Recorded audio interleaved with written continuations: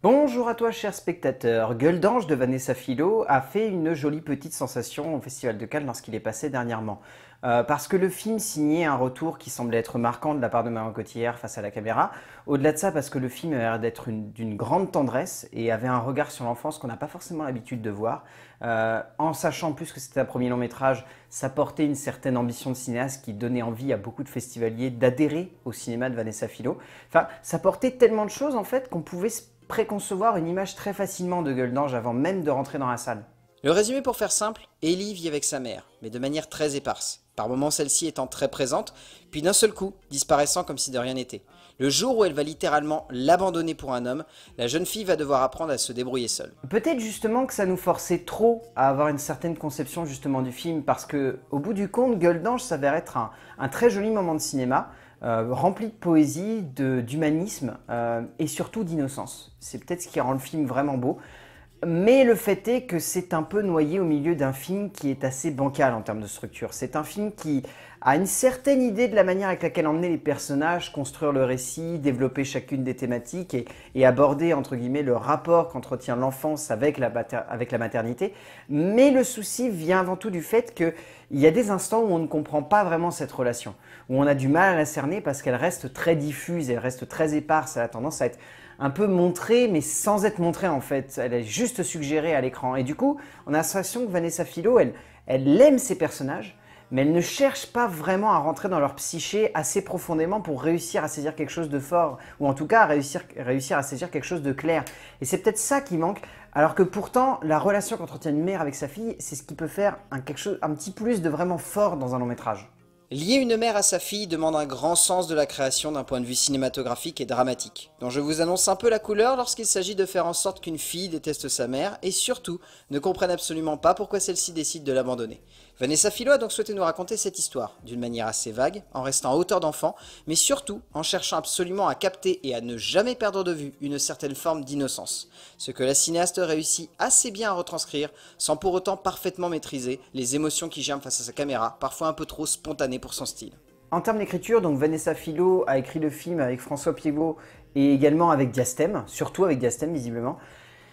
L'écriture repose avant tout sur une conception dramatique qui est très simple. C'est montrer une enfant laissée à elle-même. Et montrer une enfant laissée à elle-même avec des repères maternels qui sont extrêmement vagues.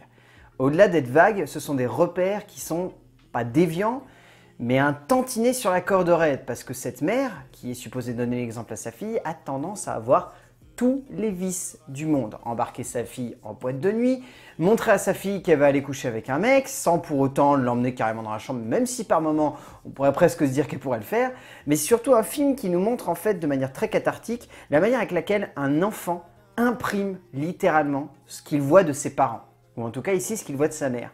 Et du coup, ça incite le spectateur à se projeter à la place de cette jeune fille et à dire « Ok, cette jeune fille a envie de suivre sa mère. Jusqu'à quel point elle va être capable de suivre sa mère ?» Parce qu'on la voit suivre sa mère dans l'alcoolisme, on la voit suivre sa mère dans la manière un petit peu de fricoter avec les garçons, ce qui, en sachant qu'elle a, si je me plante pas, 13 ans dans le film, c'est un petit peu petit, un tout petit peu petit, enfin voilà.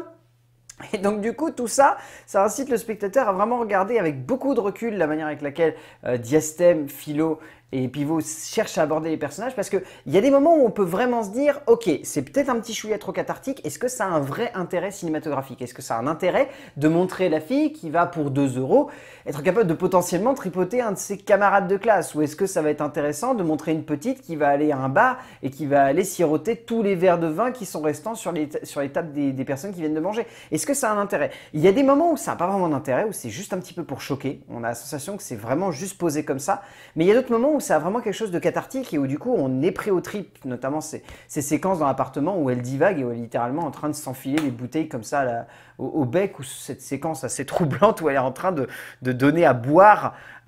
du Jack à ses peluches. Ce qui est une séquence qui laisse vraiment perplexe. Mais au-delà de ça, ce qui est intéressant en fait, c'est que l'écriture a tendance à vraiment chercher à construire les personnages de manière claire et surtout amener les retournements de manière juste. Au fil d'un travail très intelligent non seulement de conception des personnages, mais également des retournements qui se mettent en place, au fil d'une structure qui cherche à pousser le retranchement du spectateur dans un ensemble d'émotions qui semble assez vague, comme je le disais, pour ne pas dire littéralement trouble. Une mère aimant jusqu'à en crever sa fille au point de l'abandonner, et une fille qui va absolument comprendre sa mère au point de la copier de bout en bout dans ses vices et ses travers les plus pervers. C'est en cela que Philo et Diastème proposent non seulement au spectateur une plongée viscérale au cœur de la psyché des personnages, mais également une tentative totale de saisie de ce qui fait le lien entre une mère et sa fille, entre la leçon et la morale. En termes de mise en scène, Vanessa Philo, donc c'est son premier film après 2 courts-métrages, on sent qu'elle tâtonne encore pas mal, qu'elle a une certaine idée du mouvement, qu'elle arrive à concevoir des ensembles qui sont cohérents, qu'elle utilise le montage de manière assez limpide, qu'elle utilise la mise en scène pour se rapprocher assez près de ses personnages pour réussir à capter quelque chose de vraiment fort. Là, au niveau de l'émotion, il y a vraiment des séquences où on a la sensation en fait que Philo, elle a pas envie de capter l'ensemble de la séquence comme un ensemble. Elle a envie de s'attarder sur des fragments de cet ensemble pour réussir à en saisir l'essence même et ainsi répartir ça en fait sur l'ensemble. Je ne sais pas si vous voyez ce que je veux dire, mais en gros, c'est comme s'il y avait juste des petites perles au milieu d'un collier, qu'il y avait des trous entre chaque perle, mais que ces trous, on ne les voyait pas parce qu'en fait, les perles étaient équilibrées de manière juste au milieu de tout ça. C'est un petit peu ce que donne cet ensemble cinématographique. C'est jalonné de petites perles où il y a des moments où, si on fait bien attention, on va voir les trous, mais où si on regarde le tout comme un ensemble, on va se rendre compte que les perles sont tellement équilibrées aux bons endroits, au bon moment, que du coup on ne voit pas en fait les énormes défauts du métrage. Ça donne lieu à des séquences voilà, qui sont d'une grande tendresse, comme cette séquence par exemple où Ellie va absolument vouloir poursuivre le personnage d'Alban Lenoir, où ça démontre des séquences où par exemple Ellie va aller sur la plage, va découvrir un cadavre et va s'accaparer ce cadavre en disant bah, c'est ma mère qui est décédée. Il y a plein de petits trucs comme ça où on se rend compte que il y a des idées, que c'est pioché par-ci par-là et que du coup, même si l'ensemble semble bordélique, ça reste cohérent. Le style est donc assez décousu, pour ne pas dire carrément parfois à côté de la plaque. Mais en cela, on peut se reposer sur le fait, comme je le disais, qu'il s'agisse de la première réalisation de Philo, et donc qu'en ce sens, il s'agit d'un premier jet, d'une première incursion dans le cinéma long, et donc que forcément, l'ensemble sera décousu. Mais on pouvait se dire, au vu des premières minutes, que le métrage allait proposer une mise en scène à mi-chemin entre l'onirique et le poétique. Mais rapidement,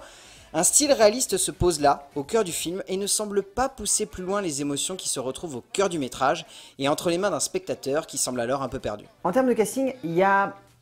pas forcément de grosses performances qui ressortent dans les seconds rôles parce que Amélie Dore, Stéphane Rideau ou Mario Magalhães, ils sont bien, mais ils ressortent pas vraiment du lot. Moi, je tiens encore une fois à citer le talent monstrueux d'Alban Lenoir, qui est un acteur mais démentiel. C'est un de ces mecs, il est capable de tout jouer, mais de le jouer à chaque fois de manière extrêmement profonde et surtout en s'accaparant littéralement les personnages. Là, c'est encore une fois le cas. Mais il faut bien admettre que Marion Cotillard,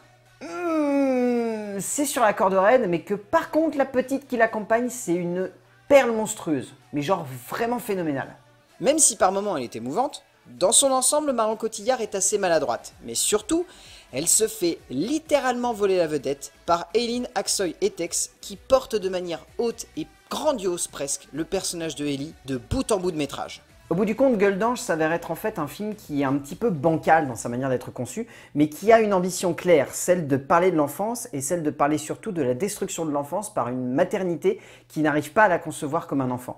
Dans cette idée-là, le film est passionnant. Le seul souci, c'est qu'on peut par moment, à de nombreuses reprises, passer complètement à côté de la plaque et avoir la sensation que le film ne maîtrise pas son sujet et semble complètement éparpillé sur tout l'ensemble du récit. Mais comme je vous l'ai dit,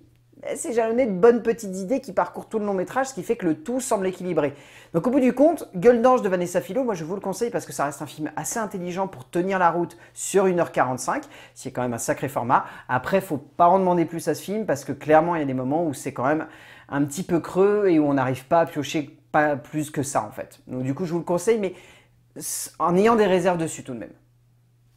A plus.